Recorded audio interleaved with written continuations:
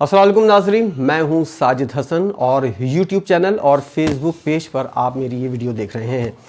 कराची में एक और अंधुनाक वाक़या पेश आया है। ये वाक़या गुलशन इकबाल में पेश आया है और 3 माह की दुल्हन को उसके शौहर ने बेदर्दी से मुबैना तौर पर कत्ल कर दिया है। लड़की की वालदा ने जो इंकशाफात किए हैं इस वाक़े में और पुलिस जो बताती है वो इंतहाई होशरुबा वाक़यात हैं। और इस वाक़े की जो फुटेज सामने आई है उसमें कुछ तस्वीर मैंने निकाली हैं। यूट्यूब की पॉलिसी है कि आप उन तस्वीर को इस तरह के वाक़यात होते हैं मुकम्मल तौर पर नहीं दिखा सकते, तो मेरी कोशिश ये होगी कि वो तस्वीर आपको दिखाऊं कि आपका माइंड जो है वो क्लियर हो जाए कि ये वाक़या किस तरह पेश आया है। ये वाक़या पेश आया है आज के दिन और तकरीबन रात के वक्त ये वाक़या पेश आया है और आज दिन के अंदर इस वाक़े की कुछ तफ़सीलात सामने आई हैं जो मैं आपके साथ शेयर करूँगा। ये वाक़या कुछ इस तरह है कि हफ्सा नामी एक लड़की जिसकी उम्र 19 साल की थी, वो उसकी शादी तकरीबन 3 माह पहले होती है और हफ्सा जो है वो इंतहाई खुश होती है और उसकी जो आपको मैं तस्वीर दिखा रहा हूँ उसके अंदर आप देख सकते हैं कि इसके अंदर उसने अपनी एक वीडियो बनाई है। रुखसती के बाद जब लड़की घर आती है और अपने कमरे को देखती है तो उसने उसकी वीडियो बनाई है और जो लोग उसको देख रहे थे उनसे वो मुखातिब थी और बता रही थी कि ये मेरा रूम है और इतना अच्छा ये सजा हुआ है। इंतहाई खुश नज़र आ रही थी वो लड़की और जिसके बाद उसने अपने हस्बैंड को भी दिखाया इसके अंदर और उसका हस्बैंड जो है वो पीछे उसके खड़ा हुआ था और बता रही थी इंतहाई खुशी में कि आज मेरी शादी हुई है और आज मेरा पहला दिन है इस घर में। और उसने नेक तमन्नाओं का भी इज़हार किया कि मैं यहाँ खुश रहूँगी और उम्मीद यही है कि हम दोनों ज़िंदगी की गाड़ी को आगे बढ़ाएंगे। लेकिन उसको ये नहीं पता था कि 3 महीने के कलील वक्त के अंदर अंदर ये जो पीछे खड़ा हुआ शख्स है यही जल्लाद बन जाएगा और यही शख्स मुबैना तौर पर इसको कत्ल करने में मुलव्विस होगा। वाक़या कुछ इस तरह है कि मैंने जैसा कि आपने देखा होगा कि थंबनेल के ऊपर जो लिखा हुआ है कि गैर शरई काम। वाक़या कुछ इस तरह है कि 3 महीने के बाद 3 महीने इस शादी को हुए और इस लड़की के जो घर वाले हैं उनका कुछ बयान सामने आया है और ख़ास तौर पर वालदा का जो बयान सामने आया है उसकी रोशनी में पुलिस ने तफ्तीश को आगे बढ़ाया है। और पुलिस ने जो बयान दिया है इस लड़के के हसन जिसका नाम है, इसके मोबाइल को चेक करने के बाद और इसके जो बयानात है वक्त ब वक्त वो बयानात को बदल रहा था जिसकी वजह से पुलिस को भी शक हुआ। वाक़े कुछ इस तरह है कि लड़की है हफ्सा नामी लड़की है, इसकी 3 महीने कबल शादी हुई थी, इंतहाई खुश थी। लेकिन कुछ दिनों के बाद यानी 2 या 3 हफ्तों के बाद ये लड़की जो है अपनी वालदा को फ़ोन करती है, अपनी छोटी बहन को फ़ोन करती है और बताती है कि इसका जो हस्बैंड है वो उससे, अब नाजरीन ऐसे बहुत बच्चे भी देख रहे होते हैं ये वीडियो और ख़वातीन भी जिनकी इज़्ज़त और एहतराम भी मलूज़ खातिर रखना होता है और हजरात भी देख रहे होते हैं, तो इशारों में ये बताना चाहता हूँ कि गैर शरई काम के ऊपर इस शख्स का इसरार था अपनी बीवी से।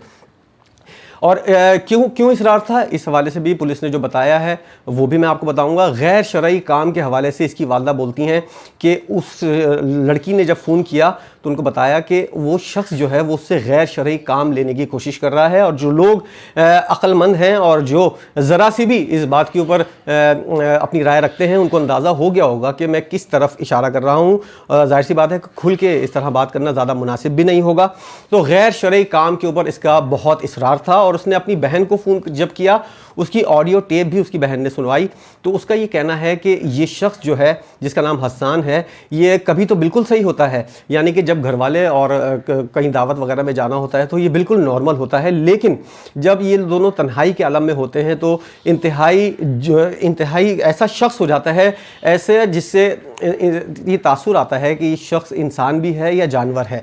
तो उस बात से अंदाज़ा लगाया जा सकता है कि किस तरह अज़ियत के अंदर हफ्सा जो है वो अपने ये दिन गुजार रही थी। उसकी बहन बताती है कि उसका जो बहनोई हैं वो उसको जब इस मुतालबे को पूरा नहीं करती थी इसकी बहन तो उसके ऊपर उसने सख्ती शुरू की शुरू में और उसके बाद जब वो मुतालबा फिर भी पूरा नहीं हुआ उसके बाद उसने उसको मारना शुरू कर दिया बाकायदा तौर पर। और जो ऑडियो टेप है उसके अंदर वो हफ्सा खुद बताती है कि ये शख्स इस तरह मुझे मारता है जैसे कोई जानवर को मार रहा होता है और जानवर के ऊपर भी लोग रहम कर देते हैं लेकिन ये शख्स मेरे ऊपर रहम करने को तैयार नहीं है।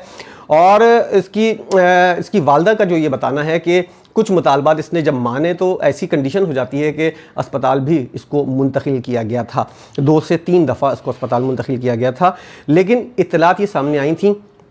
उसकी वालिदा ने कहा कि हमने इस बात को महसूस कर लिया था कि किस तरह हमारी बेटी जो है वो इस जहन्नुम में ज़िंदगी गुजार रही है, तो हमने सेपरेशन की बातें शुरू कर दी थी। लेकिन इसके मुतालबात जो हैं वो पूरे करने के लिए उसका दबाव जो है वो बरकरार था। और जिस वक्त ये वाक़या पेश आया है, इस लड़की की वालिदा जो है हफ्सा की, वो बोलती हैं कि तकरीबन 4 साढ़े 4 बजे उसका लड़की का मेरे पास फ़ोन आया, बिल्कुल सही तरीके से बात कर रही थी, एकदम से लाइन मुनक़ता हुई और उसके बाद जब वो मुसलसल उसको कॉल कर रही थी तो कॉल को इंगेज किया जा रहा था, यानी कि कॉल को काटा जा रहा था, कॉल रिसीव नहीं की जा रही थी। तो कुछ शकों को शुबात का इजहार हुआ और तकरीबन 5 से साढ़े 5 के दरमियान